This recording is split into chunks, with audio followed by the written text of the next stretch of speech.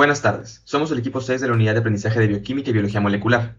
Estamos integrados por los compañeros Alondra Guadalupe Guerrero Blas, Edgar Francisco Hernández García, su servidor Luis Gerardo Hernández Moreno, Victoria Carolina Herrera Mata e Iñaki Leal Saldívar, y en esta ocasión les presentamos nuestro producto integrador de aprendizaje, acerca de la enfermedad del COVID-19. Para comenzar esta presentación debemos hacernos la pregunta, ¿qué es un coronavirus? Un coronavirus es un virus infeccioso con un ancestro común, llamado del latín corona gracias a su apariencia radiada. Es polarmente positivo, es decir, secuestra las células del organismo para reproducirse a sí mismo y fabricar ARN mensajero. Es de estructura simple. Tiene una nucleocápside, una proteína envoltorio, una membrana proteica, proteínas pico que facilitan su adhesión a otras células, además de una cadena de ácido ribonucleico fácil de replicarse. Históricamente hay registros de enfermedades del coronavirus desde el siglo IX a.C. Sin embargo, fueron empezados a estudiarse en los años 30 y 40, con los tipos gamma y delta coronavirus. Estos producían la bronquitis infecciosa aviar y la gastroenteritis transmisible, encontradas en la población aviar y porcina. En los años 60 se descubrió el primer coronavirus humano, llamado HCoV, de Human Coronavirus. Estos, como ya se mencionó, eran de caracteres humanos y eran relacionados con la IBB y la TGE. Hacia el siglo XXI se descubrieron los virus del SARS y del MERS, que significan síndrome agudo respiratorio grave. Estos eran causados por poblaciones de los murinos o dromedarios, miembros de los cuales se encuentran los camellos y los murciélagos. Una enfermedad muy notable de este grupo de los beta-coronavirus es el SARS-CoV-2, que causa la enfermedad del COVID-19. Hablando un poco sobre la epidemiología de esta enfermedad y cómo es que ha ido avanzando a través de estos tiempos, tenemos que en el mundo han habido un total de 252 millones de casos positivos confirmados y un total de 5.08 millones de muertes. Aquí se puede ver una gráfica de la estadística de nuevos casos y de las muertes alrededor del mundo. Por otro lado, en México, hasta la fecha del día de hoy, tenemos un total de 3.83 millones de casos confirmados en total a lo largo de la República Mexicana y lastimosamente 290,000 muertes. Aquí se puede ver dos gráficas de los casos confirmados y de las muertes por millón de personas. Por último, en Nuevo León, estamos en un semáforo epidemiológico verde, es decir, que en este momento hay un bajo riesgo de contagio. Los casos confirmados han sido de 205,184 personas y un total de 13,092 defunciones. Se ha descubierto que esta enfermedad se transmite por medio del contacto estrecho, es decir, el contacto persona a persona en un rango menor de 1.5 metros. Este contagio se produce por medio de las gotículas y aerosoles que la gente expulsa al momento de hablar, cantar, toser o estornudar. Les voy a hablar de la prueba PCR. La prueba PCR tiene como objetivo detectar la presencia del virus que produce la enfermedad del COVID-19. Esta prueba se realiza en personas que presentan síntomas o con sospecha de contagio con alguna persona infectada. La prueba se procesa a través de exudado nasofaringio y la detección se realiza bajo la prueba PCR. El promedio de entrega de los resultados varía de cada laboratorio y la prueba general es de dentro de 48 a 72 horas. Las pruebas PCR son las pruebas más efectivas que hay, ya que entregan al paciente un diagnóstico oportuno y efectivo de la enfermedad. Los costos de las pruebas varían respecto a cada laboratorio, como lo mencioné, pero en México el precio o el promedio es de 900 hasta los 1,000 pesos. Además de la PCR, existen otras dos pruebas para diagnosticar el coronavirus. Tenemos la prueba de antígenos, que es similar a la PCR, sin embargo, la diferencia de esta es que esta da el resultado entre unos 15 y 20 minutos después de hecha la prueba. Por otra parte, tenemos la prueba de serología, que esta prueba es mejor conocida como el test de anticuerpos, el cual cuenta cuál fue la respuesta inmune de la sangre del paciente para saber si la persona ha pasado por este virus. Aquí se muestra una gráfica de la ventana del diagnóstico y cuándo es que se deben realizar las pruebas. Tenemos que la prueba PCR se debe hacer desde el día 0 hasta el día 28 para que dé una respuesta lo más fiel posible. La prueba de antígenos es para detectar el virus justo cuando la persona se entera que estuvo en contacto con una persona COVID o es que empezó a tener síntomas. La prueba de serología se puede hacer siempre y cuando la persona ya haya atravesado por la enfermedad, pues porque se mide la respuesta inmune. Bueno, yo les voy a hablar acerca de la sintomatología. La sintomatología es algo muy importante, ya que debemos de tener en cuenta cuáles son los síntomas para poder darnos cuenta si nos encontramos en una situación de contagio y de esta forma poder tratarla a tiempo y tomar las precauciones necesarias para no contagiar a más personas. Cabe aclarar que cada persona reacciona diferente, es decir, puede variar por la edad, por previas enfermedades, por cualquier otro factor que realmente pueda afectar. Los síntomas notificados por personas con COVID-19 varían desde aquellos que presentan unos síntomas leves a unos síntomas graves. Los síntomas pueden aparecer de 2 a 14 días después de la exposición al virus.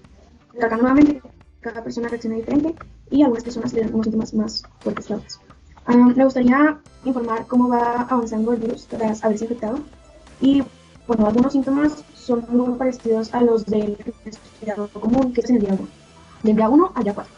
En el cuarto día se presenta dolor de garganta, dolor del cuerpo, romper al hablar, se presenta temperatura corporal de 36.5, dolor de cabeza, se presentan problemas digestivos, diarrea, los síntomas comienzan a influir en los hábitos de la alimentación. En el quinto día hay presencia de dolor en las articulaciones, debilidad corporal, fiebre leve, temperatura de 36.7 grados.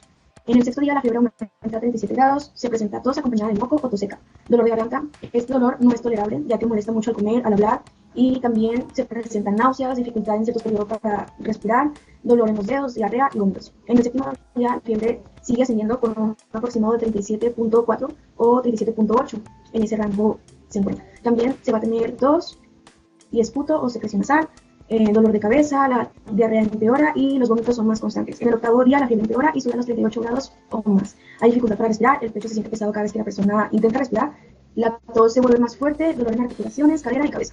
Por último, en el noveno día los síntomas del COVID no van a cambiar, sin embargo seguirán empeorando, como la fiebre, la tos persiste y se vuelve más severa, y las dificultades de respirar aumentan aún más. Para este punto es necesario que la persona se realice un análisis de sangre y exámenes de rayos X de los pulmones. Como lo mencioné anteriormente, es muy importante conocer esta información, ya que nos dará indicios si realmente nos encontramos en una situación de contagio de COVID-19. Me gustaría hablar de los tipos de variantes. Los científicos que monitorean todas las variantes se pueden clasificar algunas como variantes bajo monitoreo, variantes de preocupación, variantes de interés, variantes de gran consecuencia.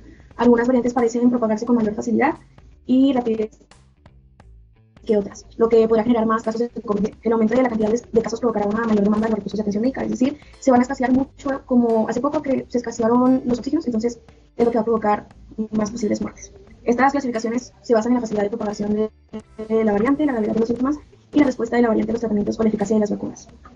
La carga viral es mayor en pacientes con enfermedades más graves. En las vías metabólicas del coronavirus SARS-CoV-2, que causa COVID-19, tenemos que este ingresa a las células humanas a través de la glicoproteína de la punta de la envoltura, que también es responsable de la transmisión de huésped a huésped. Un punto importante a recalcar es que esta glicoproteína que se encuentra en la superficie del virus se une a la enzima convertidora de angiotensina 2 para ingresar a la célula.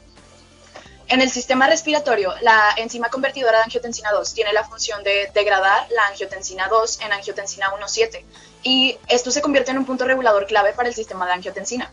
Cuando aumenta la enzima reguladora de angiotensina 1 y se inhibe la enzima reguladora de angiotensina 2, la angiotensina 2 intacta actúa a través del receptor de angiotensina 1 para ejercer respuestas proinflamatorias y estimula la secreción de aldosterona, y estos efectos no solo aumentan la presión arterial y potencialmente causan hipocalemia, que es el aumento elevado de potasio en la sangre, sino que también aumenta la permeabilidad vascular y localmente aumentando el riesgo de síndrome de dificultad respiratoria. Por el contrario, a la enzima anterior, la angiotensina 1,7 actúa sobre la vía del receptor más, lo que causa respuestas antiinflamatorias y antifibrióticas que serían favorables para la recuperación de pacientes con COVID-19. Y conociendo todo lo anterior, se podría postular incluso que las personas con COVID-19 más grave tienen un desequilibrio en la activación de ambas vías, con un aumento en la activación de la regulación de la angiotensina 1 y la regulación de la angiotensina 2, que como ejemplo de esto podría ser en el caso de pacientes con diabetes mellitus tipo 2, hipertensión y estados resistentes de la insulina. Les voy a hablar de la importancia de tener un manejo multidisciplinario. Un manejo multidisciplinario tiene como objetivo reducir la transmisión de la enfermedad, prestar asistencia óptima a todos los pacientes reduciendo la tasa de mortalidad y también reducir al máximo las repercusiones de la epidemia sobre los sistemas de salud, los servicios sociales y la actividad económica. El objetivo general de tener un manejo multidisciplinario óptimo se deriva de fortalecer los conocimientos y las habilidades que favorezcan acciones objetivas para reducir la propagación de la enfermedad y el contagio por el COVID-19. A la población se le da a conocer información importante sobre la enfermedad, la sintomatología que aparece, cómo evitar su propagación y qué tratamiento oportuno utilizar en el caso de un caso grave o enfermarse de manera más leve. Ahora les voy a hablar de la prevención, la importancia de tener una prevención del COVID-19. Para evitar su propagación hay que seguir ciertas recomendaciones que son las que ya conocemos, mantener la distancia de 1 a 1.5 metros de las personas, utilizar una mascarilla segura. La mascarilla más segura para evitar la propagación es la KN95. Priorizar tener espacios abiertos y una muy buena ventilación, lavarnos las manos con frecuencia con jabón o con gel antibacterial, utilizar en el gel alcohol al 70%, vacunarnos cuando sea nuestro turno, y cuando tengamos que toser o estornudar hay que cubrirnos la nariz con el codo friccionado de esta manera. Ahora voy a hablar de qué hacer si te contagias por COVID. La estimación de la aparición de los síntomas varía de cada persona. Es de 1 a 12 días, pero la media estimada es de 5 a 6. Los síntomas más graves son dificultad para respirar o disnea, pérdida de la movilidad del habla o sensación de confusión y dolor en el pecho. Si presentamos uno o más de estos síntomas, lo que debemos hacer es solicitar atención médica urgente y de inmediato. Siempre debemos de llamar a nuestro doctor o al centro de salud más cercano al que vayamos a acudir para ver si hay lugar para nosotros. También lo recomendable es que las personas que sufran síntomas leves y tengan un estado de salud mejor se queden en casa para que las personas que presenten síntomas graves puedan acudir a los hospitales. Agradecemos su atención y esperamos que esta presentación haya sido de su agrado.